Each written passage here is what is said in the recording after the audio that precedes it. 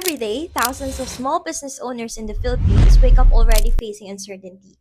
Tumaas na naman ang presyo ng gasolina, mas mahal ang kuryente, at dahil sa ongoing national energy emergency, unpredictable ang supply chains. Para sa karamihan ng business owners, hindi lang ito ang headline. Ito ang reality. Bawat piso, mahalaga. Bawat desisyon, may epekto. Did they actually make a profit today? Kaya, nandyan ang Kwento Pro. Simple, smart, at real-time na tool para matrack ang bawat piso. Mula sa gasolina na ginagamit mo o ginagastos, hanggang sa daily operations, maging sa sales, kontrolado mo ang business mo. At hindi na hulaan. Don't guess your profit, know it!